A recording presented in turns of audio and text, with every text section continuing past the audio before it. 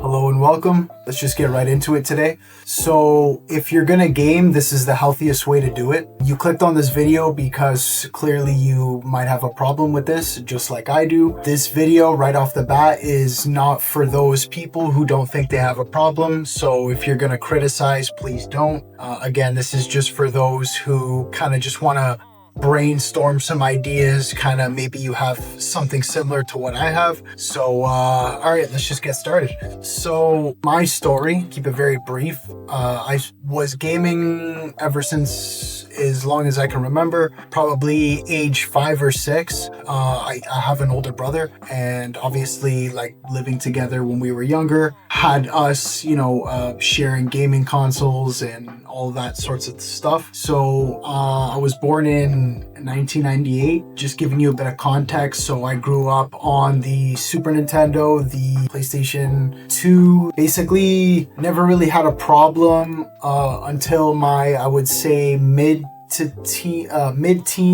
later teens, so age 15, 16, and so on. So those early years of high school, I was kind of really struggling with this. I was sinking a lot of hours in, hours I could probably be doing other things, but nonetheless, I look back at those times as good times as well, right? But again, we're just sticking to what's important here, and that's just getting better over time, improving. So as I'm getting older, time starts to go by a lot more quickly, and this is when you start to realize, okay, like kind of like more like a quarter life crisis, midlife crisis in a sense, even though like I'm 28, just a couple years until that midlife crisis. You start to kind of see things differently, interpret things differently. Time unfortunately does begin to move quicker.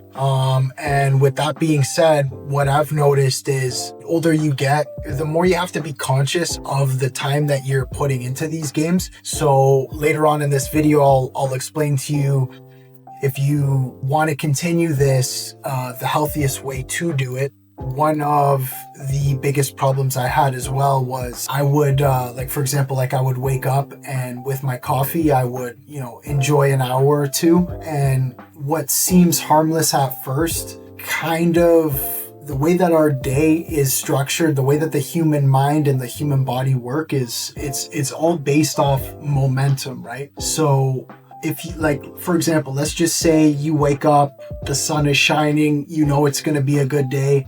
And, you get up, maybe you've, done a little workout, maybe was able to get in, 10, 15 minutes of reading or, journaling, or, you had some ideas you jotted down, and then, you just continued on with your day as normal, right?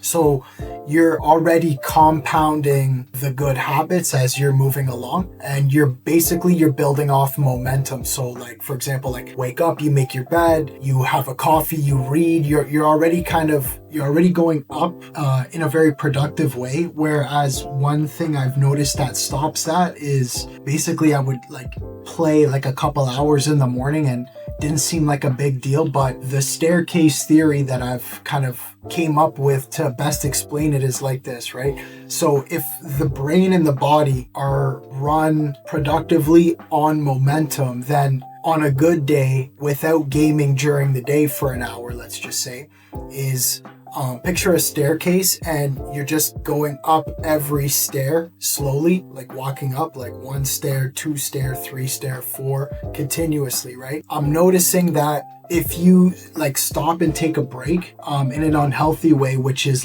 gaming for an hour or two, maybe it's after school, for example, you come home at 3, you decide to game till 4 or 5, right? What this does is the staircase changes from just continuous stairs to 1 to 4 stairs, and then a landing, right? Where it's just the ground, or the staircase I should say, is just flat. So every time that flat that landing represents the buffer period, or the the gaming that you do, right? Picture the landing as buffer period. So you're not moving up or down. So you're just kind of basically stagnant, right? So let's just say there's multiple of those, right? So the first landing, right? Let's just say you have the first 4 set of stairs, you have your base landing, and then you have another, your last, let's say 5 or 6 stairs, right? Then you're at the top, you're at your destination, right? Now, let's picture a larger staircase. The larger staircase represents, let's say weeks, months, and a year, right? Let's just keep it within a year, right? So let's say it's a big staircase.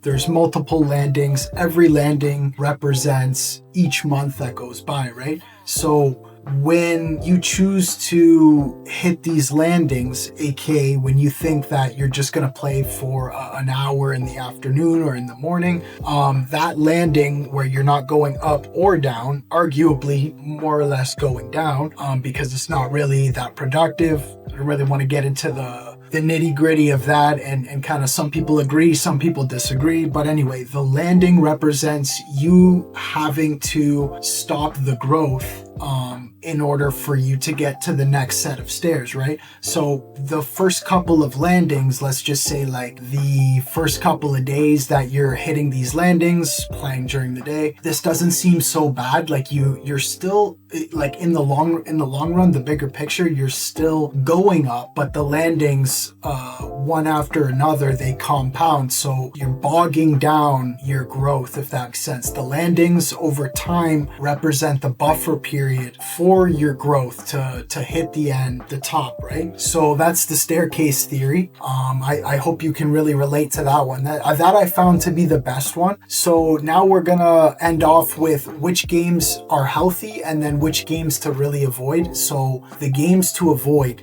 this is very important. So if you want to avoid any online games, any competitive games. So, like League of Legends, Valorant, these type of games, the way that they work is that like the hook, which keeps you playing consistently and constantly, is the fact that like as human beings, we're wired for like competitiveness. So these sorts of games, like even like, let's say sports games, 2K, NHL, these sorts of games can they're more addictive than the single player games, which the single player games are what you're going to be wanting to shoot for. So as an example, currently I'm playing a lot of older games, games that I grew up with, like Far Cry 3, Skyrim, just PlayStation 2 games, you know what I mean? Games that like don't really require much investment for you to get a high ROI out of. So these are games that you can kind of play at your own pace. And I found that these sort of games, they don't really like